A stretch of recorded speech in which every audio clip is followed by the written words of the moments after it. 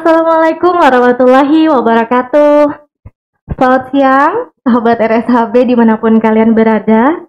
Senang sekali saya Gina Syarifah diberi kesempatan untuk memandu program ini dari awal hingga akhir tentunya.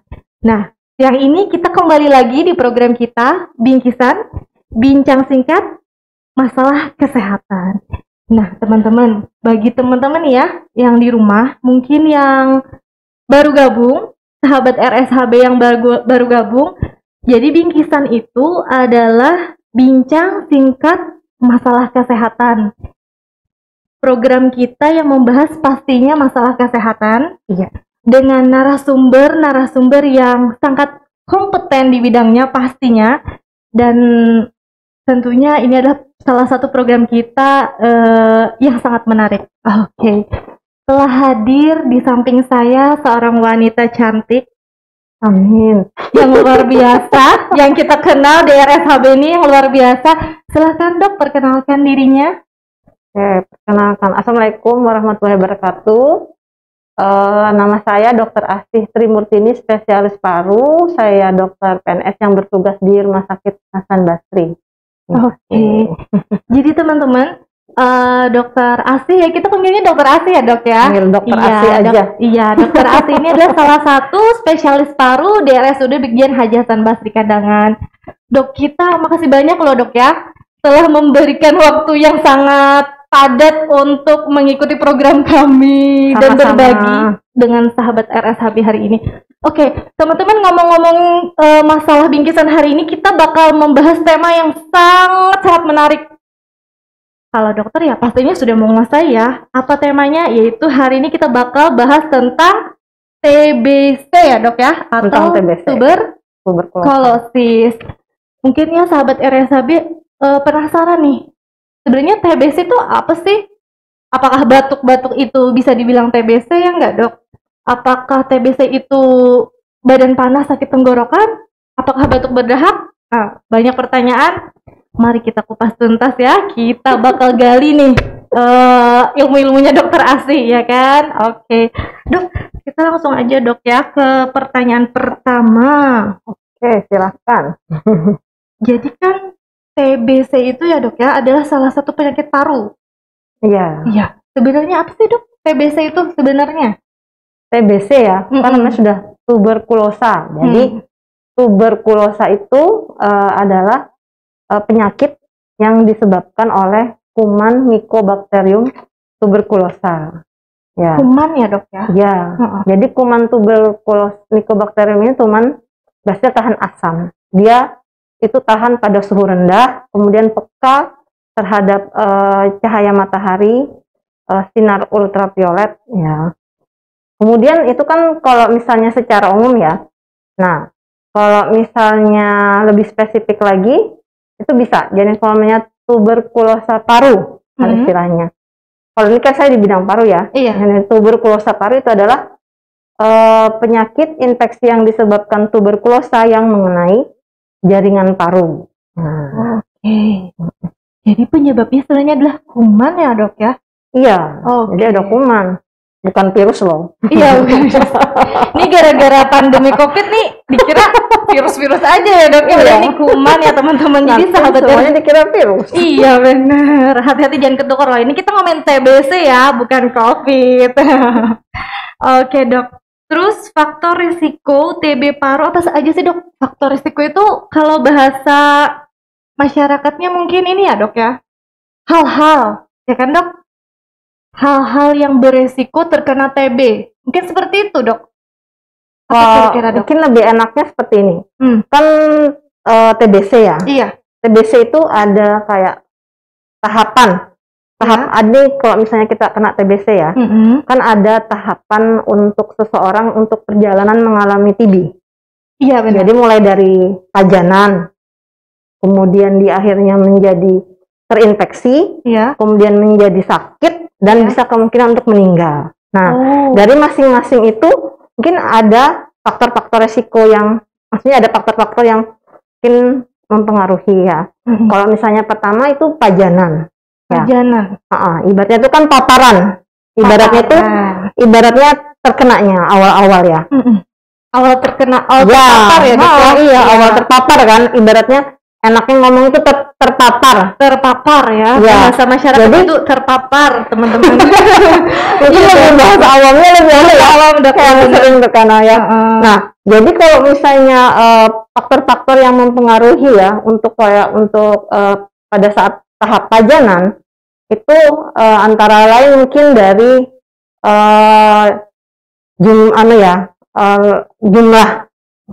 jumlah dari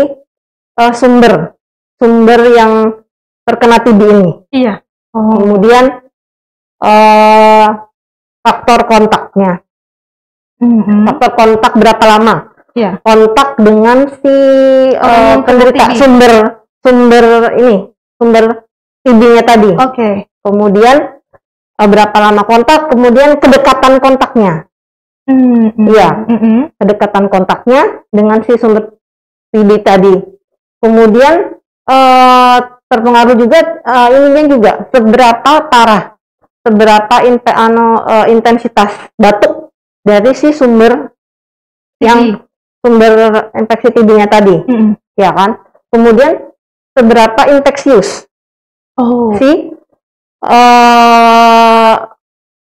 sumber infeksinya tadi. Oh, jadi banyak ya dok pengukurnya ya, seberapa dekat. Kemudian juga faktor lingkungan. Oke. Jadi faktor lingkungan ini juga mempengaruhi. Jadi kayak faktor lingkungan itu mungkin misalnya dari dari pencahayaan, misalnya kan lingkungan ya, faktor lingkungan ya. Jadi mungkin faktor lingkungan yang mungkin di sekitar si sumber TB-nya tadi ya.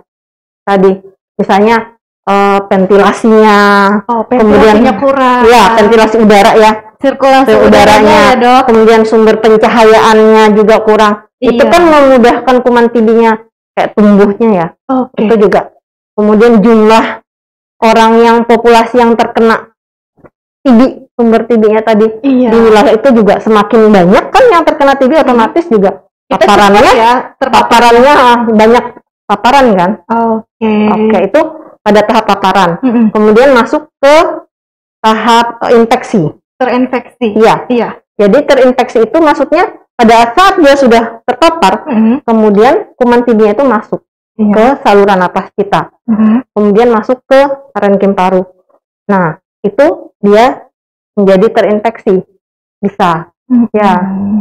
Itu waktunya berapa lama biasanya, dok? Untuk terinfeksi itu bisa antara 6 sampai 14 minggu. 14 minggu? 4 sampai 16 minggu. 6 minggu ya? Enggak hari ya, dok? Bukan. Kemudian setelah terinfeksi, itu tidak semua orang yang terinfeksi tadi itu menjadi sakit. Jadi ada yang ibaratnya terinfeksi ya. Iya. Tapi belum tentu menjadi sakit TB. Nanti enggak? Dia terpapar terinfeksi. Ya kan? Kemudian sembuh. Ya kan? Tidak sampai sakit TB. Oh, bisa gitu ya, dok ya? Bisa. Jadi cuman sekitar 7-10% itu yang menjadi sakit TB. Saya ini terpapar, terinfeksi, tapi saya bisa nggak sakit? Bisa nggak sakit TB. Oke. Jadi kalau misalnya sudah sampai ke sakit TB, itu pengaruh juga. Ya. Kemana, dok? Jadi ada faktor yang mempengaruhinya juga. Jadi sakit TB. Iya. Jadi mungkin pertama dari faktor usia. Kemudian dari daya tahan tubuhnya yang kurang, ya kan. Kemudian tadi mungkin kontaknya juga tadi mempengaruhi ya. Tapi terutama sih yang ininya ya, tadi dari usia yang kayak usia yang tua, kemudian usia yang mungkin yang terlalu muda ya, kayak anak-anak, kemudian sama usia yang orang lebih usia tua itu misalnya lebih mudah rentan ya. Kemudian orang dengan daya tahan tubuh yang rendah itu juga rentan untuk terkena infeksi TB. Jadi ada 3 tahapan ya, dok. Yang pertama kita terpapar dulu. 4 sih sebenarnya. Terakhir itu perjalanan ini kan perjalanannya. Perjalanannya. Kemudian yang terakhir itu bisa sampai kondisi yang berat ya, yang sampai resiko untuk meninggal. Jadi TB itu kalau 50% pada pasien TB yang tidak diobati itu bisa menyebabkan kematian. Jadi TB juga nggak bisa disepelekan ya dok? Iya, jadi TB itu diam-diam itu penyakit yang mengerikan sebenarnya ya. Jadi tidak berbahaya, jadi tidak bisa dianggap remeh. Apalagi kalau misalnya pasien TB yang ibaratnya dia sudah dengan misalnya ya kondisi awalnya ya terdeteksinya lambat, ya terdiagnosanya itu terdiagnosa TB-nya lambat, otomatis kan udah lebih telat ya, kerusakan paru yang terjadi kan besar. Kemudian juga diobatinya tidak adekuat, ya minum obat nggak teratur misalnya apa, habisnya kan akhirnya kuman TB-nya susah mati kan, menyebabkan kerusakan yang lebih berat. Kemudian juga mungkin jadi resisten apa. Kemudian juga ada penyakit awal, penyakit penyerta maksudnya, yang memang kondisi awal sebelum kena TB itu memang udah ada penyakit kondisi awalnya yang jelek. Jadi pada saat mungkin ya udah kena terpapar TB dan kemudian apalagi dengan pengobatan yang tidak adekuat atau lambat terdiagnosa, jadi semakin memperbesar pasien TB tadi meninggal. Oke. Jadi teman-teman jangan disepelekan ya, TB ternyata iya. Jadi semakin cepat terdiagnosa, lebih maksudnya lebih cepat ditemukan ya. Kemudian terdiagnosa, diobati, sembuh. Oke. Nah dok, gejalanya nih dok, biasanya pasien TB itu gejalanya apa sih dok? Yang gejala awal lah, yang siapa tahu kita nih kena nih ya, siapa tahu kerabat kita nih TB nih. Nah kira-kira apa sih dok gejala awalnya? Yang mudah dikenali. Ini bagus nih. Ini sesuai dengan apa ya? Kalau ibaratnya kalau kita ya, kalau untuk di Indonesia itu, misalnya kita semboyannya yang sekarang untuk TB itu ada TOS TB. TOS TB. Ya, TOS TB. TOS TB. Jadi temukan TBC, obati sampai sembuh. Nah, TOS TB. Nah, itu lebih enak tuh, temukan TB, obati sampai sembuh. Sampai sembuh loh ya. Benar. Jadi kita kalau misalnya edukasi ke masyarakat ya, kalau edukasi ke masyarakat kan yang maunya simpel-simpel aja ya, nggak nyelimet, nanti pusing masyarakatnya. Jadi kita paparkan mungkin yang bagaimana yang temukan. Nah, yang lebih mudah dihafal masyarakat ya, gejala-gejalanya itu kayak misalnya batuk pertama ya, batuk kurang lebih 3 minggu. Nah, kemudian ada batuk darah juga. Kemudian dia nggak mesti sih setiap ada, tapi maksudnya salah satunya gejalanya. Saya menyebutkan gejala-gejala aja ya. Tapi tidak mesti harus ada semua. Berarti tadi batuk kurang lebih 3 bulan, batuk darah, kemudian sesak, dan bisa juga nyeri dada. Jadi nyeri batuk dada. ya. Batuk ya dok, yang pertama tuh gejalanya batuk, bisa batuk biasa atau batuk berdarah bahkan ya dok ya? Kalau misalnya pada pasien TB, kalau pas batuk biasa kan biasanya kan kayak berapa hari kan hilang ya? Iya. Pada batuk TBC itu biasanya kan kurang lebih 3 minggu. Kemudian dia juga biasanya dengan dahak ya. Biasanya mungkin dahaknya bisa kekuningan, kental, kadang bisa bercampur dengan darah. Biasanya kayak gitu. Itu jadi sahabat RSHB coba kenali ya, dan harus TOS TB ya dok ya. TOS TB untuk tambahan ya, untuk memperkaya wawasan. Mungkin selain gejala itu juga kan gejala untuk di bagian pernapasan ya. Kalau gejala umumnya ada lagi. Jadi kayak misalnya demam. Demam kurang lebih misalnya 2 minggu lebih. Kemudian kayak sering keringat malam. Jadi malam-malam mungkin udah kayak keringetan, padahal nggak ada apa-apa ya, udara nggak panas, nggak apa kok keringetan. Kemudian badan terasa lemah ya. Udah lelah, kemudian nafsu makan menurun. Ya kan, berat badan juga turun. Ya, udah maksudnya tuh hitungannya mungkin nggak minggu ya, tapi bulan misalnya. Berat badan kok akhir-akhir nih kok jadi turun misalnya. Badan kok lemas. Iya. Jadi nafsu makan turun juga. Nah, itu mungkin gejala secara umum. Ya, kemudian ada juga mungkin gejala secara khusus. Kalau gejala secara khusus tuh mungkin tergantung dari TB-nya. Kayak saya bilang kan TB itu kan ada yang daerah paru tadi, tapi ternyata TB itu bisa mengenai di luar paru. TB ekstra paru, maksudnya di luar dari daerah paru. Jadi bisa kena di ini kayak tulang, kemudian bisa di usus, bisa di mana-mana. Jadi iya, jadi di kelenjar pun kan ada ya. Nah, itu mungkin salah satu gejalanya mungkin bisa kita lihat kok kayak ada muncul benjolan di leher gitu ya. Iya. Apa? Tapi orangnya batuk-batuk terus di lehernya kok kayak ada benjolan. Kayak ada benjolan. Nah, itu perlu diwaspadain juga. Siapa tahu. Siapa tahu. Harus ditemukan TB-nya ya. Harus ditemukan. Ya, kalau begitu temukan, obati obat. Iya, bawa ke fasilitas terdekat. Biar puskesmas ya. Iya, ke puskesmas terdekat atau misalnya ke rumah sakit terdekat. Iya. Biar nanti sama dokternya itu didiagnosa. Oh, ini TB misalnya. Melalui pemeriksaan-pemeriksaan nanti kalau misalnya diagnosisnya tegak, biar kita obati sampai sembuh. Sampai sembuh. Berarti TB paru bisa disembuhkan, Dok? Bisa. Caranya, Dok? Nah, pertanyaan lanjut ya. Caranya, Dok? Kalau misalnya kita udah tahu nih, Dok, kita udah temukan, udah obati sampai sembuh, obatnya, Dok, seperti apa? Apakah kita minum obat teratur? Apa mungkin ada terapi? Apa gimana, Dok? Nah, ini untuk obat obat TB ini kan kumannya itu kan Mycobacterium tuberculosa nih, basis tahan asam. Ini kumannya ini tipenya bandel nih, susah yang diobatin ya. Jadi obatnya yang dikasih itu obatnya banyak, ya. Cuman kan berjalan seiringnya waktu kan, kita kan lebih kesininya tuh lebih dikemasnya lebih simpel, nggak seperti dulu obatnya satu-satu, minumnya banyak. Kalau sekarang obatnya itu lebih simpel dijadikan satu bentuk ini udah berapa macam, mengandung berapa macam. Oh gitu. Iya. Iya pernah dengar, Dok, kalau orang TB itu banyak minum obatnya sekarang dipersimpel ya obatnya. Iya, dipersimpel. Jadi nanti obat pun diinovasi ya. Jadi tergantung nanti berat badan orangnya. Kalau misalnya makin makin besar oratnya, mungkin jumlah tabletnya lebih banyak. Kalau obatnya makin kurus ya jumlah obat yang diminum lebih sedikit. Untuk penyembuhan nih, Dok, dinyatakan sembuh berapa lama kira-kira? Bisa ditentukan atau memang harus terus-terusan minum gitu? Mungkin ini apa tadi? Mohon diulang.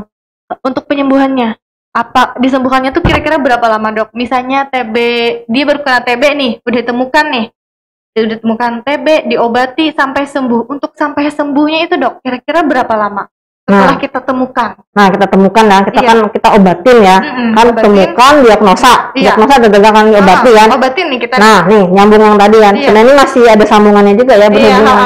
Nah, pengobatannya itu selama 6 bulan. 6 bulan. Pengobatannya itu selama 6 bulan dengan obat rifampicin, nama obatnya ya. Ada beberapa macam obat. Fungsinya tadi untuk membunuh kuman TB. Jadi selama 6 bulan ini dia harus minum obat terus-menerus. Nah, di sini dia letak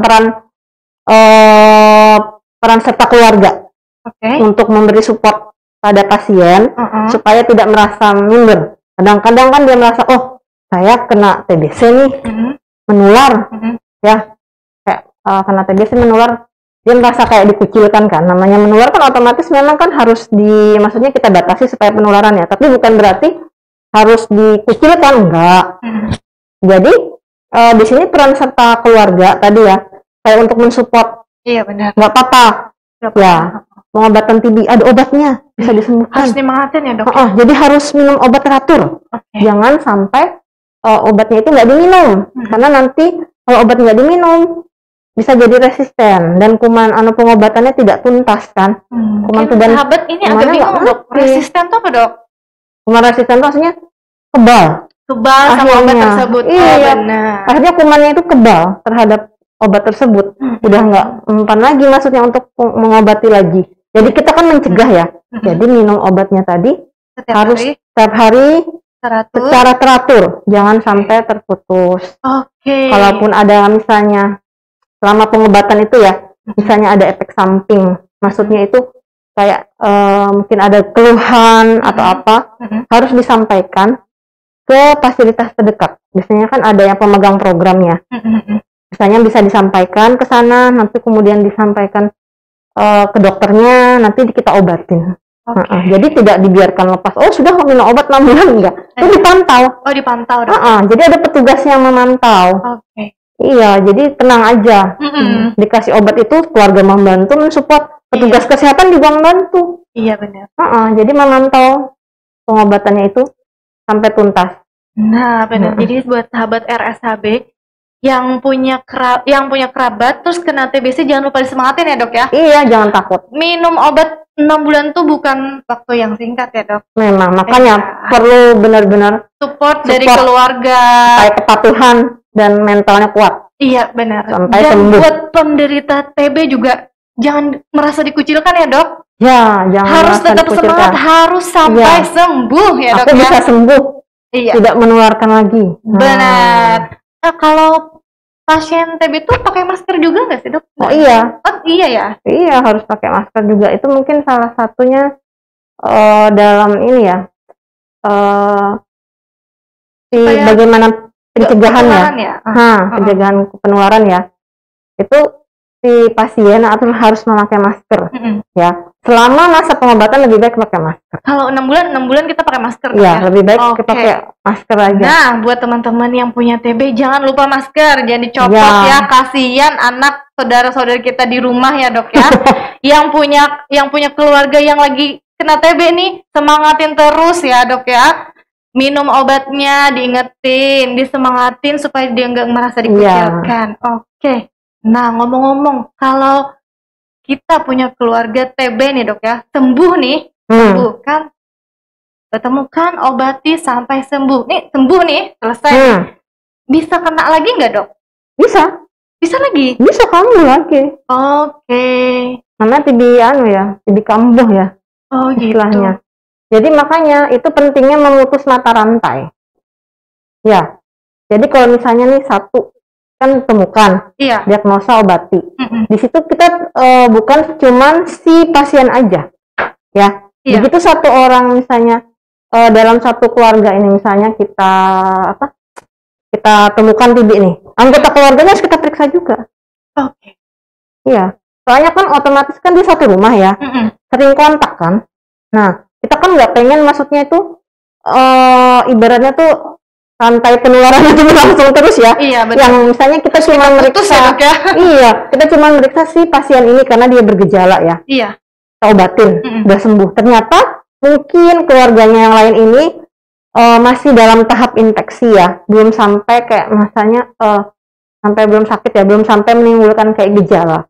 Tapi ternyata begitu ini pasiennya sembuh nih, ternyata yang anggota keluarga yang lain menimbulkan gejala, kasihan kan? Iya benar. Ketularan lagi.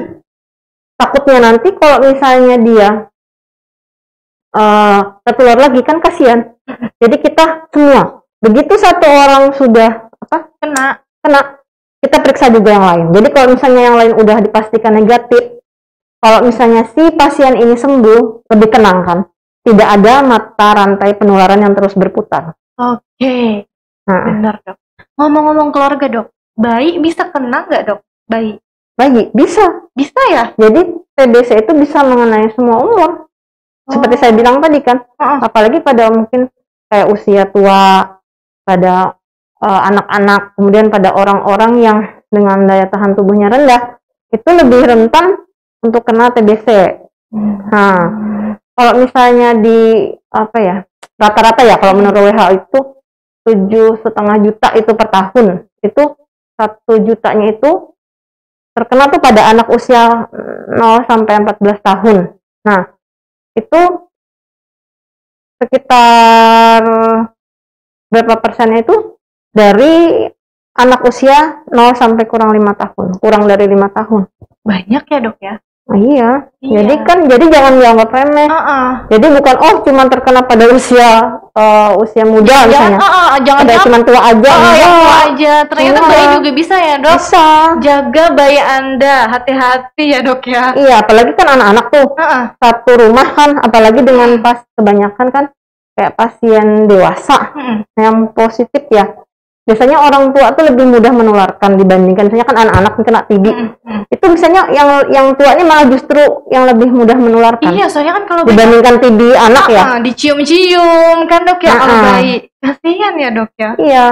Oke, jadi bayi pun ya bisa kena sahabat RSHB, makanya putus rantai penyebaran TB ini. Iya.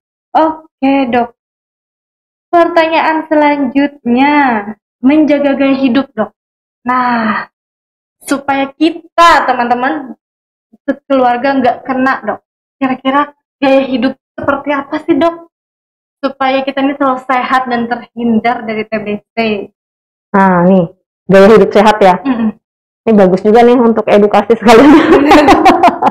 Jadi kalau misalnya gaya hidup sehat, Iya. untuk mengurangi ya, untuk TB. Sebenarnya untuk pasien TB sendiri juga ya, supaya cepat sembuh.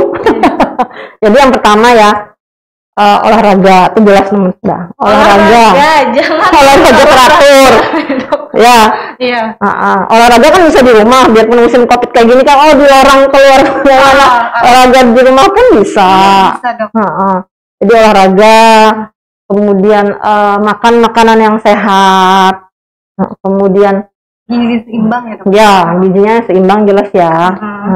Itu kemudian untuk penderita TB-nya itu pakai masker. Termasuk ini kan dianggap termasuk gaya hidup ya. Iya. Apalagi kan musim COVID sekarang kan memang kita juga harus pakai masker ya. Emang pakai masker ya, Dok. Jadi terutama pasien TB ini kan untuk membahas TB ya. Iya. Jadi kalau misalnya di dalam kayak berkontak, ada kontak misalnya ada orang lain harus pakai masker. Kalaupun misalnya sendiri ya, lebih baik tidurnya sendiri, jangan kumpul sama anggota keluarga lain. Oke, nggak sekamar, Dok ya? Ya, jadi mungkin ya, kan mungkin sumpek juga kali ya pakai masker juga, mungkin sekali-sekali pengen lepas masker. Itu ya pada saat sendiri ya. Oke. Pada saat sendiri mungkin di kamarnya sendiri bisa. Jangan pada saat ada orang lain. Kemudian jadi membuang dahak jangan sembarangan di wadah yang tertutup ya. Oh, gimana itu, Dok? Wadah yang tertutup. Kalau di kamar mandi keluarin dahak terus disiram nggak bisa, Dok? Jangan di lantai. Oh gitu. Iya. Kalau bisa sih kayak ada tempat tertutup ya. Kayak mungkin kayak cangkir yang ada tutupnya ya. Iya. Mungkin buang dahak di situ. Nanti kalau misalnya mau buang kan bingung tuh. Kalau halamannya punya halaman ya, bisa kayak menggali lubang. Tanahnya digali, buang ke situ. Tapi jangan terlalu dangkal. Nanti anak-anak main tanah, kena mana? Oh, jadi membuang dahak pasien TB itu juga ada tata caranya. Iya. Jadi kalaupun misalnya terpaksa nggak ada halaman, ya bingung. Ya mungkin ya udah di lubang WC ya. Terpaksa ya, maksudnya nggak bingung juga nih nggak ada. Apalagi kalau misalnya kayak tinggal di apartemen atau mungkin tinggal di komplek yang sempit. Ya mepet, nggak punya halaman, semuanya di semen, nggak mau buang di mana nih? Tapi kalau bisa dikubur ya, Dok ya? Kalau bisa dikubur tapi agak dalamnya. Dalam ya? Jangan terlalu dalam banget, tapi jangan dangkal juga takutnya. Terus jangan kayak udah sembarangan di tanah apa. Soalnya kalau pas dia jatuhnya kena yang nggak terlalu kena sinar matahari kan nanti ini. Iya kan tahan dia. Anak-anak main di situ, bisa tertular. Nah, ini Dok, yang sahabat RSHB harus tahu. Yang punya TB, ya harus hati-hati juga ya, Dok ya, buang dahak. Iya. Terus yang kita punya keluarga TB juga tetap harus tetap jaga hidup sehat ya, Dok, biar kita nggak ketularan. Dan juga ini di rumah itu sirkulasi udara dijaga.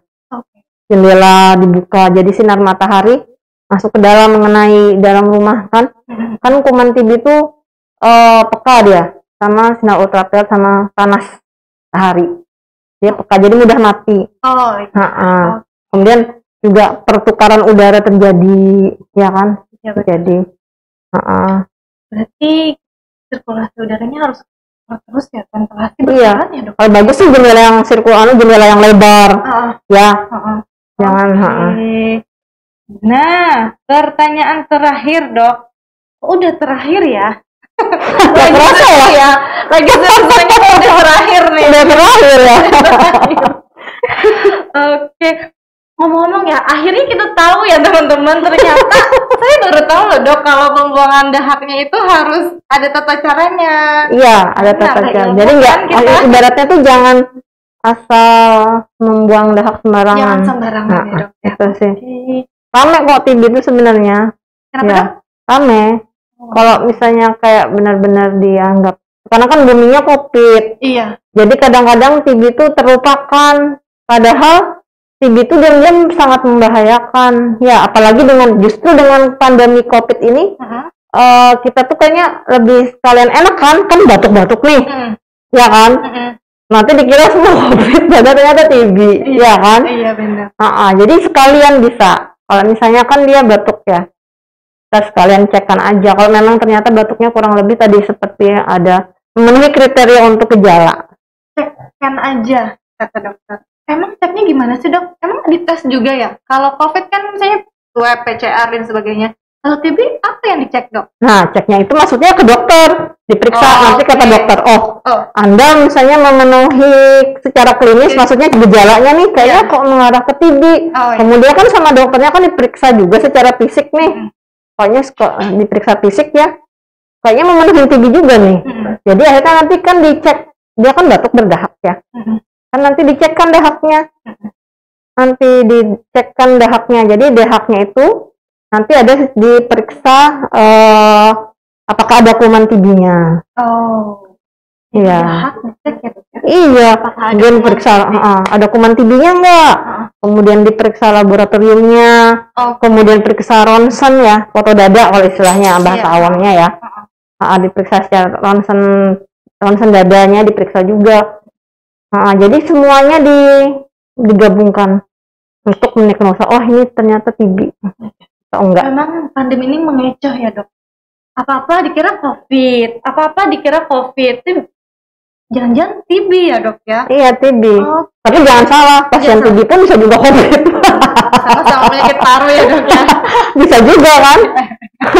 Jadi pasien TB pun bisa COVID. Iya benar. Oke dok. Nah benar-benar terakhir ini pertanyaannya ya kali ini. Pesan nih dok. Pesan untuk penanganan TB khususnya untuk masyarakat Hulu Sungai Selatan tercinta. Pesan dokter apa sih buat teman-teman di Hulu Sungai Selatan kira-kira terkait TB atau hidup sehat atau mungkin tentang TB di pandemi ini gimana dok? Ya tadi kita jangan ibaratnya jangan lupa TB ya. Itu penyakit itu ada. Jangan dianggap remeh ya. Biarpun ini COVID sedang pandemi, TB pun harus kita perhatikan. Jadi itu perlu peran masyarakat. Ini apalagi kan ini kalau sebenarnya kan hari TB sedunia kan sudah tanggal 24 Maret 2021 udah lewat sih sebenarnya. Itu temanya adalah the clock is ticking. Jadi artinya jam berdetak. Maksudnya jam terus berputar ya. Itu artinya kita perlu aksi lebih. Soalnya kan makin banyak kasus nih. Jadi nggak bisa dianggap remeh. Jadi itu peran serta masyarakat. Makanya kan kita kampanye tos TB.